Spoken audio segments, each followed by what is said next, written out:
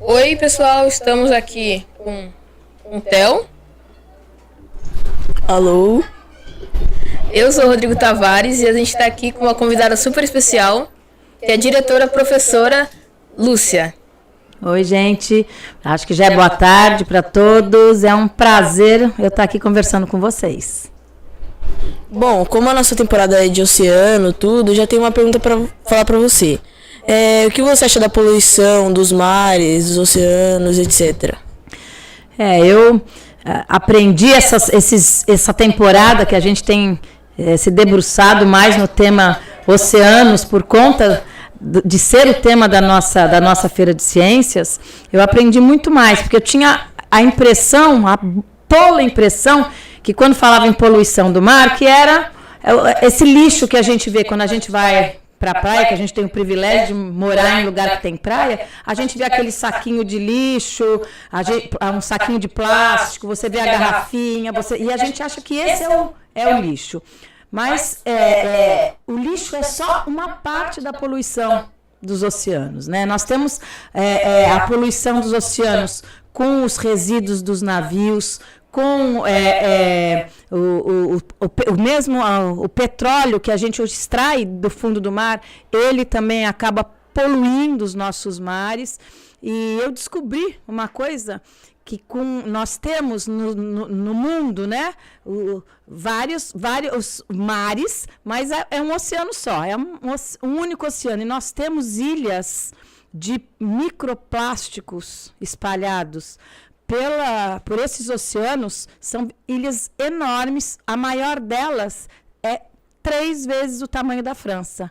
Eu aprendi isso hoje e eu fiquei impressionada.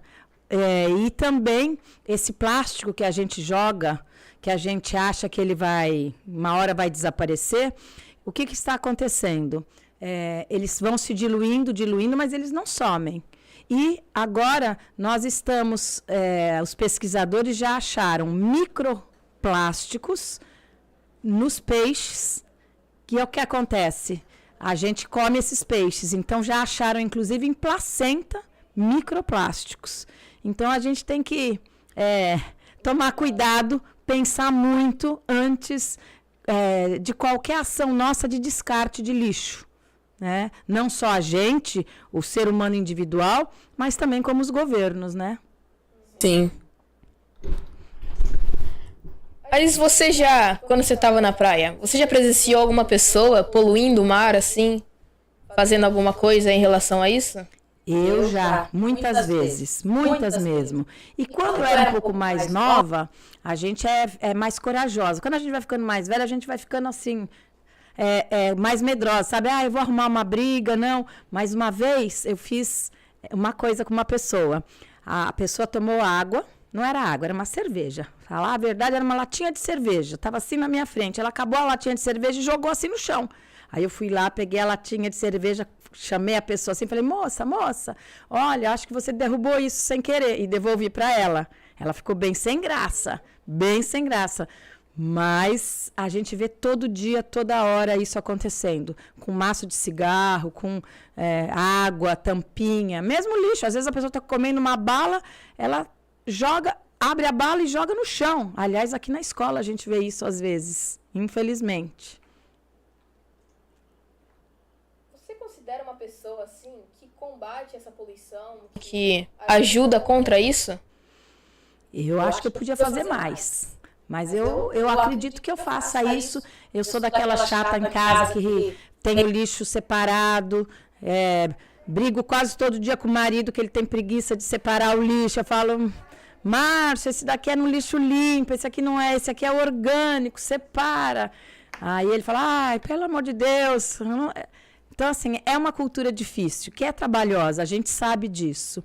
Mas, então, eu me acho uma ativista disso, mas eu podia fazer muito mais. Eu tenho a esperança de que esses projetos que a gente faça aqui na escola, eles se multipliquem, que vocês cresçam adultos mais conscientes, né, de que a gente vai acabar com o nosso planeta, se a gente continuar fazendo desse jeito. Verdade. Tem alguma coisa para falar, Théo? Sim. Como você ajudaria os animais em questão a essa poluição que fica tendo cada segundo, assim, constantemente? Os animais marítimos, né? Eu Sim. acho que uma coisa que era bem legal, eu já vi projetos assim em outros lugares do mundo. Vou falar bem próximo da gente. Sabe os nossos canais lá em Santos? Para colocar no esgoto, quando vai para o esgoto, assim, umas redes, umas telas. Mas não adianta um canal e uma cidade. Tinha que ser no país todo. Que segurasse essa sujeira menor. Então, tinha que ser telas bem fininhas para segurar essa sujeira menor, para eles ingerirem menos. Esse é um projeto que eu vejo de fácil, pôr em prática mais facilmente. Naqueles bueiros, que a gente vê os bueiros nas ruas, todos eles deveriam ter uma gradinha, né, uma redinha, uma peneira, para que não fosse porque é para o mar que vai isso tudo, né, gente? Acaba descartando no mar. É em alto mar, mas é no mar que a gente descarta tudo isso. E sempre, sempre a gente cobrar dos governos como esses governos fazem o descarte de lixo. Porque isso é muito importante. A maneira como é feito esse descarte de lixo das cidades. Sim, eu também acho que devia melhorar isso que você acabou de falar, né? Tipo, de melhorar a questão da poluição, telas, tudo. E não só em esgoto, sabe? Aviso, placas. Assim, não jogue lixo em tal lugar. Essas coisas pra avisar as pessoas de nem sempre jogar as coisas no lixo. Porque sabe que ela tá meio que se machucando em jogar lixo no oceano, em outros lugares. É isso mesmo, a gente diminuir o nosso tempo de vida, né, do nosso planeta. Então, assim, dos nossos filhos, dos filhos de vocês, dos netos de vocês, eu não vou estar mais aqui para ver isso, mas eu não queria que um bisneto meu não tivesse a oportunidade de poder comer peixe, por exemplo, né? E a gente vê a pesca também ilegal em épocas erradas, né? As pescas, não é essa pesca eu ir lá pescar com uma varinha ali, sei lá, na ponte, não é isso, mas as grandes pescas, né, em alto mar, elas são feitas sem regras, muitas vezes sem regras, e isso sim, a gente pesca toneladas, sei lá, de cação, por exemplo. O cação é um peixe que tem, o cação é um tubarão, todo mundo já comeu cação? O peixinho cação? Ele é tubarão, e ele é importantíssimo para dar o equilíbrio dos oceanos. Só que caçam toneladas desse cação, né, pequenininho, mas assim, não é uma rede, são centenas de milhares de redes com toneladas de cação. E se a gente corta o ciclo normal deles de sobrevivência e de equilíbrio dos oceanos. Então, são várias coisas. E por isso que eu volto a dizer para vocês. Vocês têm que entender os projetos que as pessoas que se propõem a fazer alguma coisa no setor público, o que eles pensam disso. Porque isso tem a ver com o nosso futuro.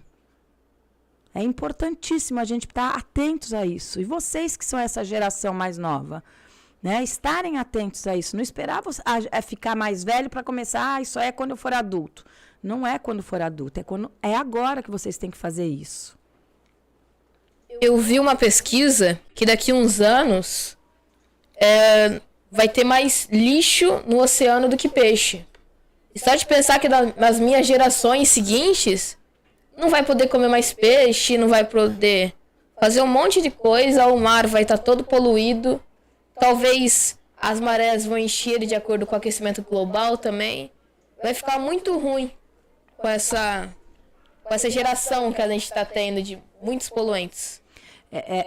O aquecimento global é importantíssimo você falar disso, porque lembra que nós falamos das ilhas de microplástico, de plástico? O que faz? O gás carbônico é no ar e o oxigênio é do mar.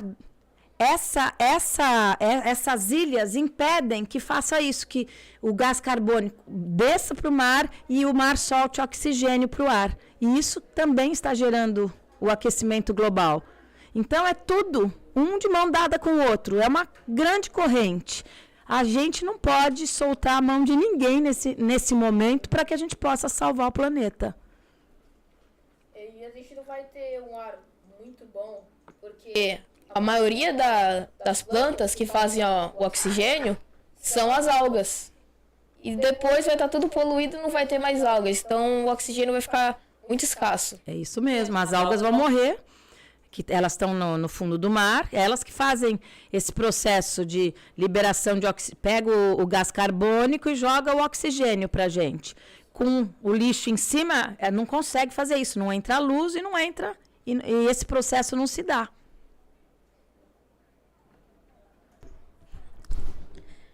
Com essa feira de ciências que você programou tudo, eu acho que também outras pessoas, né, aprenderam muito sobre esse oceano, né, que é o tema oceano e o podcast também.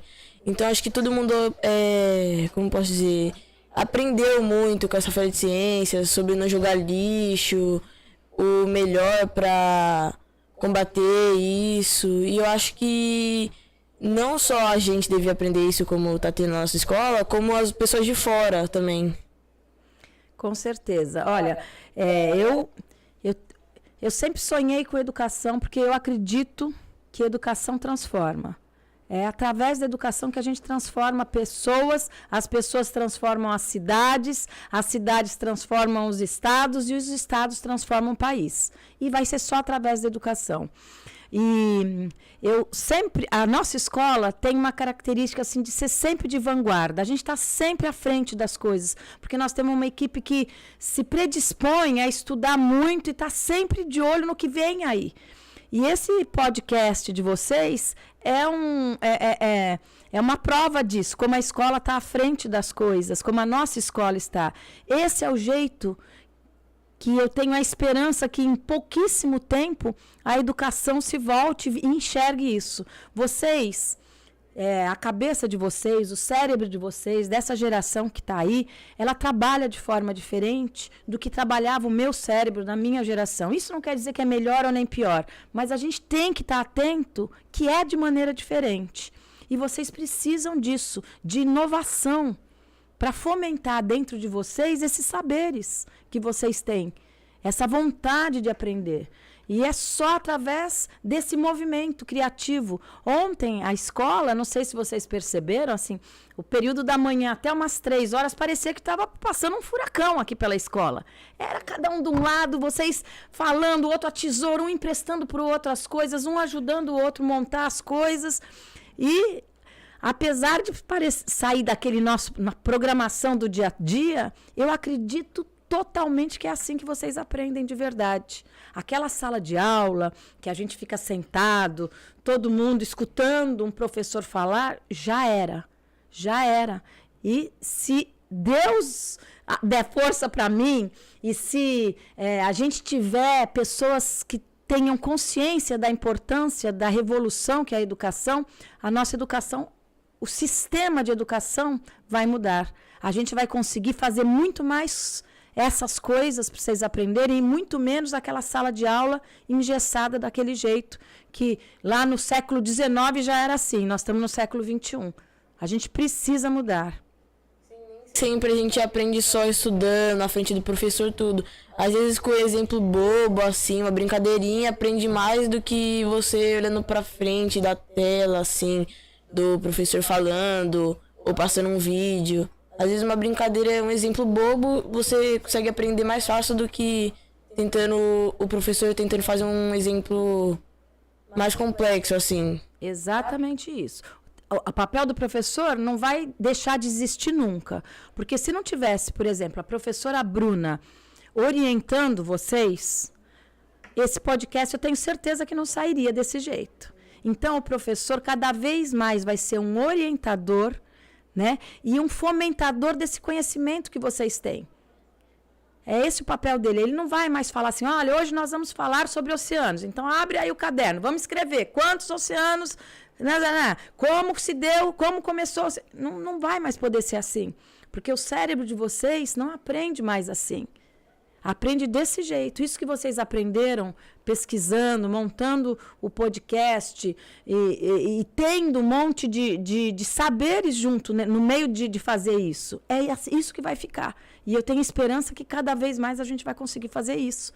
Porque a legislação ainda não nos permite fazer só aulas desse jeito. Mas eu tenho muita esperança que logo isso vai acontecer. A professora Bruna faz muito isso, né? Essas brincadeirinhas parecem bestas que ela fazem. Eu acho que eu aprendo mais desse jeito do que um professor parado lá dando aula. Na minha opinião, eu prefiro muito mais essas aulas assim, com essas brincadeirinhas. Mas você tem razão, são mais legais mesmo. Até eu que sou velhinha, prefiro. Fala alguma coisa? O Marcelo também, né, que é um professor de história, ele também faz essas brincadeirinhas, jogos. Tipo, ele faz tipo um caça-palavras com palavras-chave da matéria. Aí ele fala pra gente achar as palavras, tudo. Ele até coloca umas palavras que não são da matéria pra enganar a gente. Aí eu acho que se não só tivesse assim, mas se tivesse um pouco mais assim de cada matéria, eu acho que alguns alunos que têm dificuldade aprendessem mais rápido assim algumas coisas. Com certeza. Mas também a gente tem que lembrar que os professores, de uma maneira geral, a formação da gente não é uma formação que ensinou a gente a fazer desse jeito, né? As nossas faculdades, as licenciaturas que nós fizemos, elas têm essa visão que nós falamos agora há pouco mais engessada. Elas não ensinam isso. Então, os professores, via de regra, porque nem toda pessoa mais velha tem mais dificuldade de aprender as coisas, mas os professores mais jovens têm essa pegada. Porque eles entenderam que vocês não têm mais facilidade aprendendo dessa maneira. Mas a gente também tem professores que são mais antigos e são um pouco mais velhos. E muitas vezes eles têm essa dificuldade de inovar. Até porque eles fizeram... Eles são professores há, 30 anos, desse jeito engessado. E deu certo até agora na vida deles. Então, eles têm um pouco também de medo de mudanças, medo de coisas diferentes. Mas eu tenho que dizer para vocês, assim, que vocês têm, nós aqui temos juntos uma equipe incrível de professores. Incrível. Como poucas escolas têm. Eles abraçam todos os projetos, eles estão sempre prontos para inovar. O ensino médio mudou a partir desse ano. A nossa escola, mais uma vez, saiu na frente. Só para vocês terem ideia, a diretoria de ensino é um órgão do Estado que fiscaliza a nossa escola, mesmo ela sendo particular. A gente tem fiscalização. As supervisoras vieram aqui com a nossa equipe da direção para aprender, para entender como é que a gente estava mudando esse ensino médio, porque eles acharam bárbaro. Então, a gente tem uma equipe privilegiada mesmo, e a gente tem, assim, total respeito aos nossos professores, porque eles são mesmo muito, muito diferenciados. Alguma coisa? Muito obrigado por ter conseguido arranjar um horário para fazer essa gravação com a gente. Agradecer o pessoal da TI que está aqui ajudando a gente, a professora Bruna, principalmente ela que ajeitou tudo isso. Muito obrigado. Então esse foi o podcast de hoje. Espero que vocês tenham gostado. Sim. Eu gostei muito da sua participação, aprendi muito também. E nem vi que passou já 20 minutos tão rápido, achei que tinha sido só 10. Mas obrigado por ter aparecido aqui e o podcast vai acabando. Obrigado a todos que apareceram aqui por trás da tela. E é isso. E eu quero me despedir de vocês, agradecendo o privilégio de ter sido convidada e dizer que eu estou saindo daqui impactada com a postura de vocês, o jeito de vocês, o projeto de vocês. Muito, muito obrigada. Vocês fazem a nossa escola ser a escola que é. Beijo para vocês, viu?